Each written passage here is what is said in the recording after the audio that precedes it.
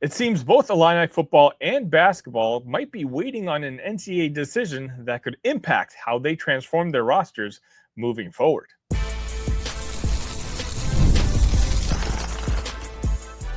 You are Locked On Illini, your daily podcast on the Illinois Fighting Illini.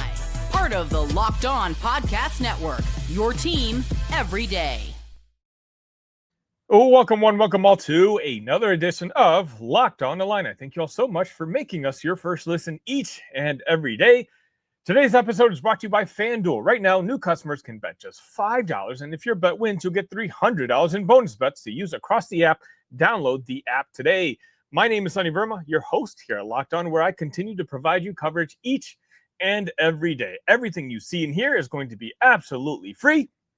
If you're feeling generous and you want to drop a like on the video, just know I would absolutely appreciate that.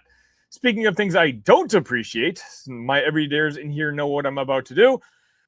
Last week, I made a bet with the Locked On Hoosiers host, Jacob Goins, on the result of Saturday's matchup. And thus, because Illinois lost, I'm going to be having to put on this very ugly Indiana Hoosiers hat for the rest of this episode. Again, I apologize for putting this crimson on your screen. If you want to stop watching this YouTube video and instead jump to your favorite audio platform and listen to Locked On Illini, I don't blame you at all. Today, I want to talk about something that kind of jumped out at me last week, and then in what Bret Bielema said. And then on Monday, Brad Underwood met with media for their preseason practice kickoff session, I guess you can call it, and he kind of brought up the same rule. And so I feel like I need to address this because I don't know if people are catching on to it as much as maybe it caught my attention. Last week, Bret Bielema brought up the 5-for-5 rule, and Brad Underwood mentioned it again on Monday at the media session. And if you're not familiar with what the 5-for-5 is right now you see rulings happening, constantly about whether someone's going to be eligible or not to be playing, whether medical red shirts or whether it's constitutional, et cetera, et cetera. So there's rumors that they're going to change the rules so that every player is going to have 5 years to play 5 seasons. Now, with that being the case, that would change everything when it comes to your roster construction, both in football and basketball. And for this sake, I'm going to talk basketball just because I think it's going to have even more of an impact. Let's be honest. A lot of Illini fans, and you've mentioned it in the comment section, you've mentioned it in the Talk Illini Discord, and you see it on all social medias.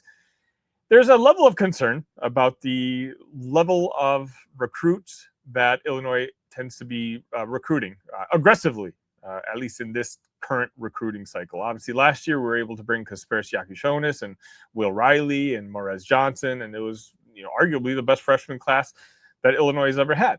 Well, this year they seem to be focused on lower ranked players.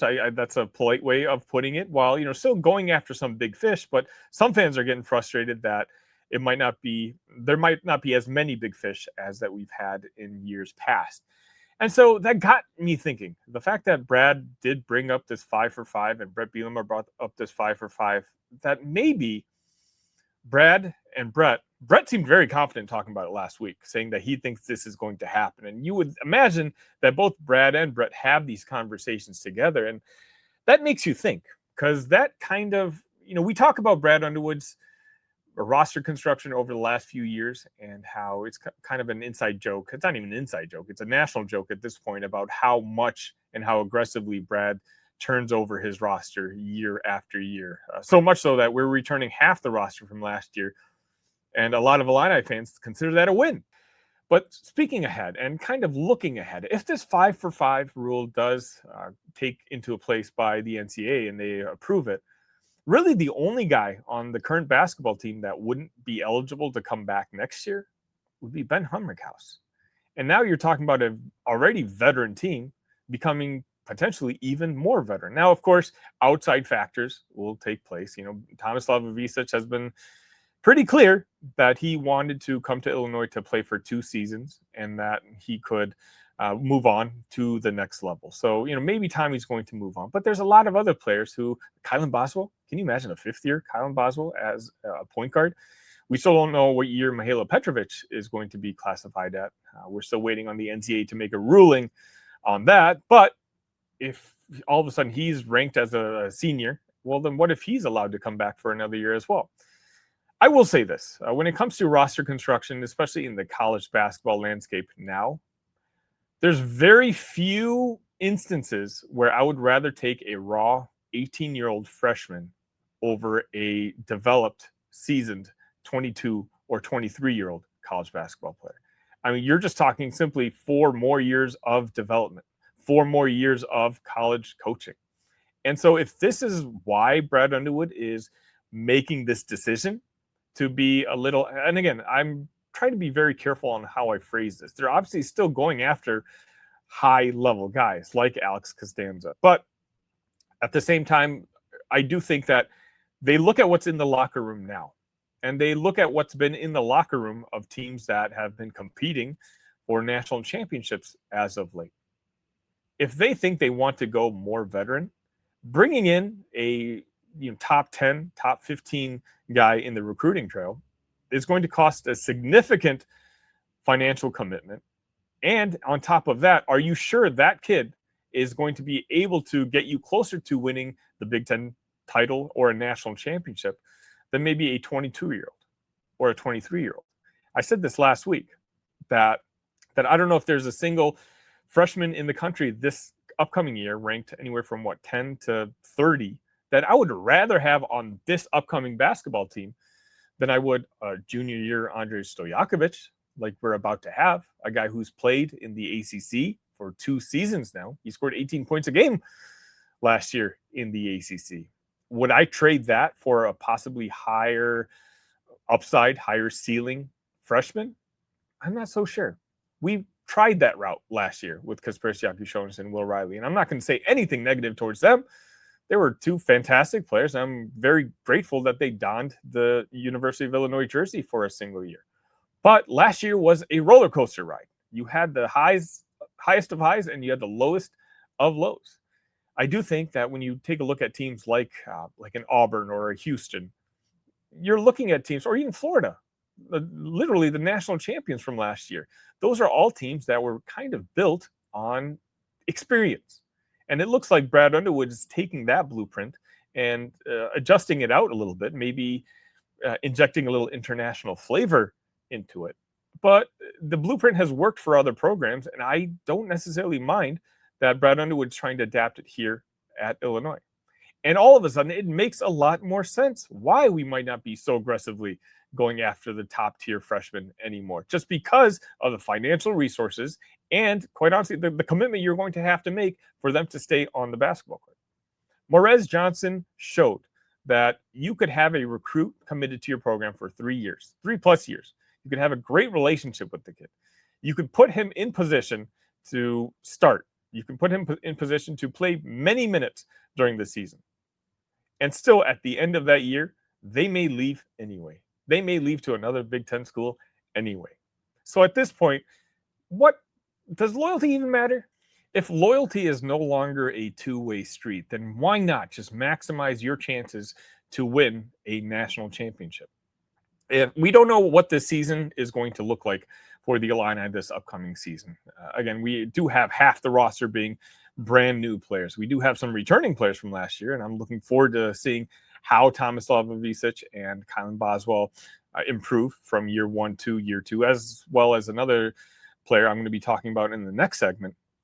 But let's just say they do have a solid year, right? A top 4 Big Ten finish, maybe even higher. I still think outside Purdue that anybody can finish in second in the Big Ten Conference next year.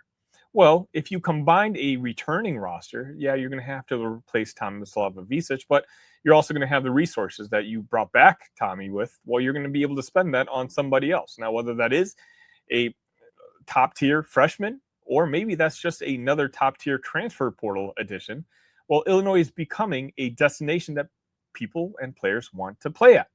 Illinois pays top dollar, and we continue to show up with 20-plus wins every single season and compete for a Big Ten title. And let's be honest, we're talked about just as much as almost any other program in the country. If you don't believe me, go on YouTube. Go click Illinois and look at how many content creators who don't even focus on the Illini tend to produce Illini content. Why is that? It's It's because Illinois, because of Josh Whitman, because of Brad Underwood, and most importantly, because of this fan base, is a brand name when it comes to men's college basketball.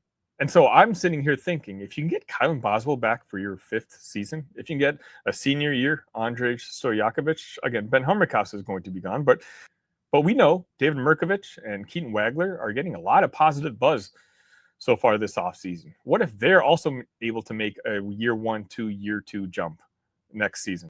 You bring back guys like Zvonimir Visic. Maybe Zvonimir can go ahead and take over the starting role for his brother next season. You can have a senior year Jake Davis. And all of this adds to why all of a sudden it kind of makes more sense now why Illinois is recruiting guys that in that 150 range or 100 range, or at least that's why they're accepting the commitments from those type of players, because those type of players right off the bat aren't going to be expecting so many minutes. They may not even be expecting to see much playing time in their first or second year. Why? Because we might already have those minutes accounted for next season, especially if Brad Underwood seems to be pretty confident that that rule is going to take place. Obviously, we don't know for a fact yet, and Brad's direct quote was, "I will say this, if we're going to do it, let's get to it. I'm absolutely sick and tired of not having any rules or guidelines on what to do. This is getting to be a comedy as to how to do things." So obviously, he's pushing the NCAA as well as other head coaches all across the country in both sports are to just make a decision, because this is going to affect how you build rosters moving forward. The good thing is when it comes to Brad Underwood, it could be good or bad, depending on how you look at it, is we have a head coach who's always thinking ahead. I say this all the time on Locked On Illini. There's no other coach I think that I would rather have in this new era of college basketball, someone who is not just stuck on his ways like some other coaches in the Big Ten Conference are accused to being. But I think Brad's just trying to think ahead, and maybe that's exactly what he's doing with this 5-for-5 rule. Let me know your thoughts.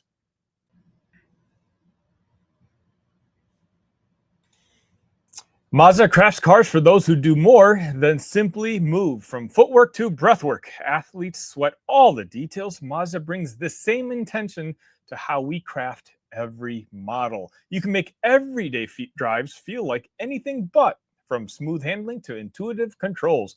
With all-wheel drive standard in every crossover SUV, you can drive with confidence through almost any season. Like our players, we sweat every detail, because when you make every move count, impossible becomes irrelevant.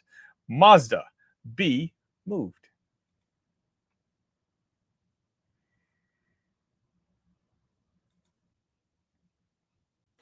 Most people can't name all their financial accounts or even what they're worth, whether it's 401ks, properties, or investments. And when you don't have the full picture, you can end up leaving money on the table. That's why there is Monarch Money. It's an all-in-one personal finance tool that brings your entire financial life together in one clean, easy-to-use interface on your laptop or your phone. Monarch is built for people with busy lives. If you've put off organizing your finances, Monarch is for you. Monarch does the heavy lifting for you.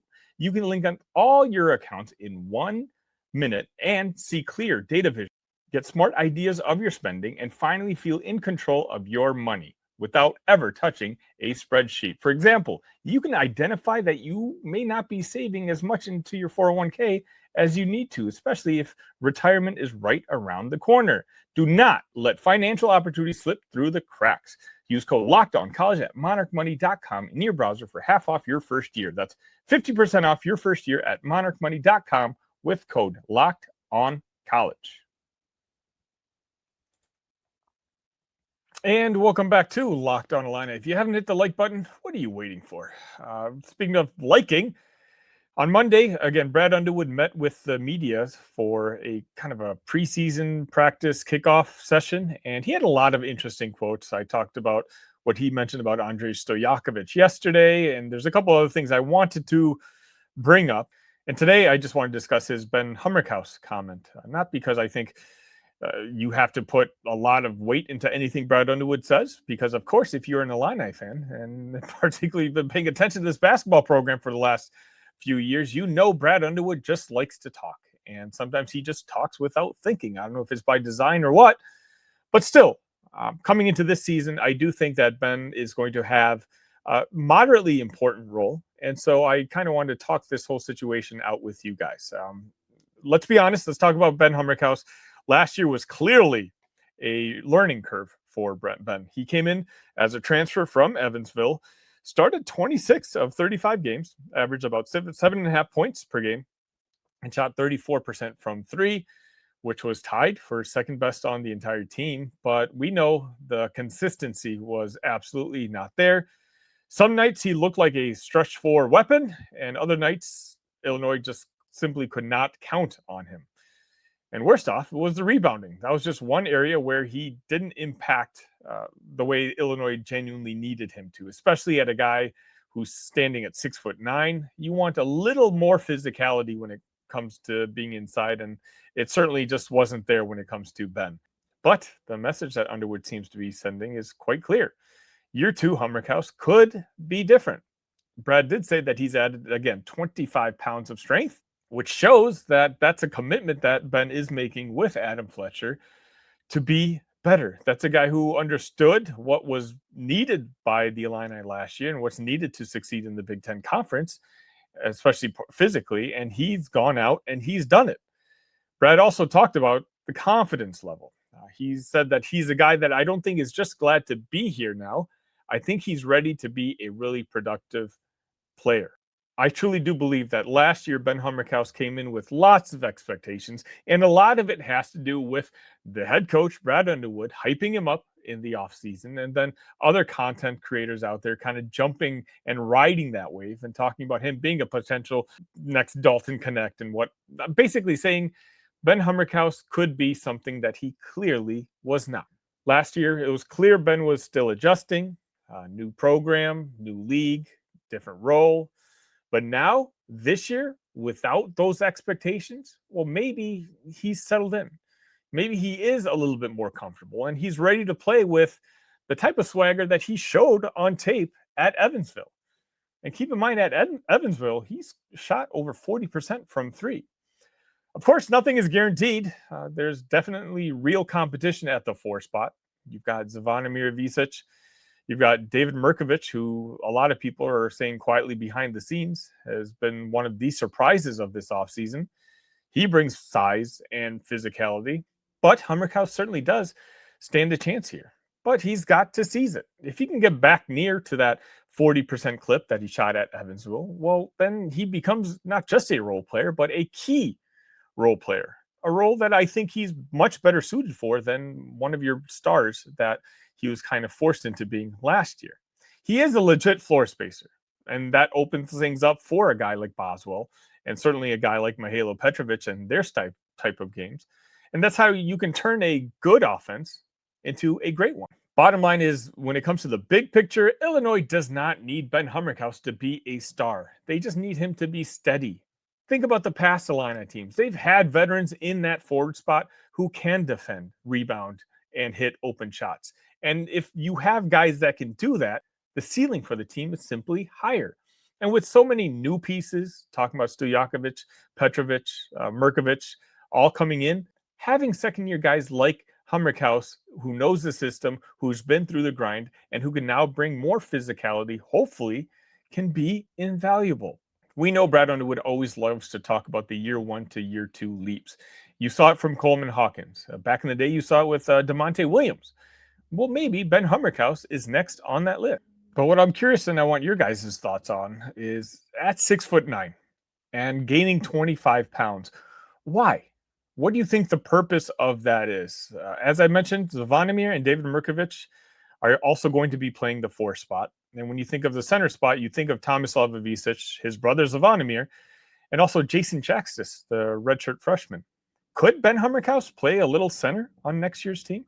Now, granted, he was very slow-footed, and he's not the ideal number 5 that you want. But I'm just saying, what if you wanted to run a smaller lineup out there? I think then maybe that's the purpose of Ben gaining those 25 pounds, so that he's not going to be battling against the other physical Big Ten bigs like a Nate Biddle or anything like that. But what if Brad Underwood for 5-10 minutes a game wants to change things around, change the lineup around, and throw a different look at defenses? Maybe that's the reason. At least that's what I'm kind of thinking of why they seem to point out that he's gained so much weight. Why? What's the purpose of that? I want to hear your guys' thoughts as well. But ultimately, if Ben can hold his own and again get his 3-point percentage close to that 40%, maybe get his scoring around 8 to 10 points, all of a sudden Illinois adds another player and has a lot more balance. They don't need to rely just on stars, especially if they can have a stretch four who can keep the defenses honest and can just swing games by just getting hot on any individual night. And I think that's why Brad sounds genuinely excited. It's not just about his body, it's not just about his shot, but also about his mindset. It sounds like he thinks that Humrichous is ready to make a jump. And if that happens, then again, this Illinois ceiling continues to be, at least for me, number 2 in the Big Ten Conference. So while I understand most of the preseason talk is going to be centered around the bigger names, the Visich brothers, Kylan Boswell, Andrej Stojakovic, let's not completely sleep on Ben Humrichous. I mean, the staff sees it, and Brad Underwood made it clear they believe that year 2 Ben Humrichous is ready to be a different player. And if he really is, then what a story that would be. What a complete turnaround from last season.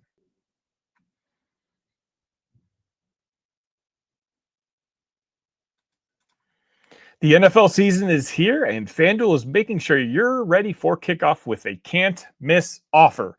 Right now, new customers can bet just $5, and if your bet wins, you'll get $300 in bonus bets to use across the app. Again, for me, I like FanDuel because of the flexibility it gives me. Today, I could bet NHL preseason hockey if I want to. Tomorrow, I can bet an NFL total over-under or a spread. Whatever I want to do, whatever I'm in the mood to do, FanDuel allows it. It's quick and easy and the best way to add a little bit more energy to Sundays. So, are you ready to play? Download the FanDuel app now by visiting FanDuel.com to get started. That's FanDuel.com to place your first $5 bet.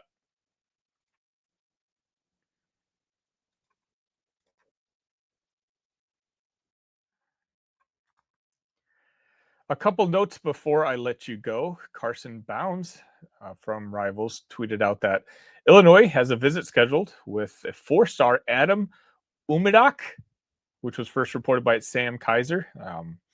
Adam is a ranked 47th overall and the number 10 shooting guard in the 2026 class. Now, I don't know very much about him, so I'm going to have to look into that. But again, this was recorded as that news drops. So definitely another intriguing prospect. We go back to that first segment where I'm talking about, it's not that the Illinois and Brad Underwood are completely ignoring the top prospects. I just think they're being a lot more careful with who they're being aggressive with. It was also mentioned by Florida Basketball Hour that Florida is going to be playing Illinois on October 25th in Orlando. 2 of the top teams in America are going to be playing. This is probably going to be a closed scrimmage, to be honest. I don't even know if anyone's going to announce it. It would be nice if they maybe made this event for charity or something like that. I talked about how we can have a blue and orange trophy. Obviously, Florida Gators are the national champions from last year, but you know what? We wiped the slate clean. Whoever wins on October 25th can decide who the official team claiming orange and blue can be. Again, it's not going. I don't know if this is going to be made official at all, but I did want to mention it. I know we didn't talk a lot of football this episode, but I did want to mention friend of the show, Jason Ron, did bring to our attention that USC does have someone who knows this Illinois football team, Dre Brown, former player, on their staff now. So that should be interesting. Again, I will say on tomorrow's episode, we'll have our official USC preview. I did a crossover episode with Mark Culkin of Locked On, I believe it's Locked On USC or Locked On Trojans. It was a great interview. We get to learn a little bit about the Trojans. Obviously, I know there's a lot of nervousness when it comes to this Illinois fan base right now. And man, if you are in our Discord, you can believe some of the things that are being mentioned. Definitely, if you're interested in that sort of thing, discourse all day, every day. If you need someone to vent to, there's no better place than the Talk Illini Discord. The link should be in the description. I highly suggest you all join. It's another big moment for Locked On college football fans. Locked On and Fire TV present College Football Kickoff, your ultimate college football weekly preview. Drake Toll of Locked On Big 12 leads the conversation alongside 2-time AP Coach of the Year Gary Patterson, former college star Jesse Holley, and Locked On's local experts. A college football preview only Locked On can do. Catch college football kickoff every Thursday throughout the season, only on Fire TV. That's going to wrap it up for today. Lots of content for you this week. Until next time, ILL. Love you guys.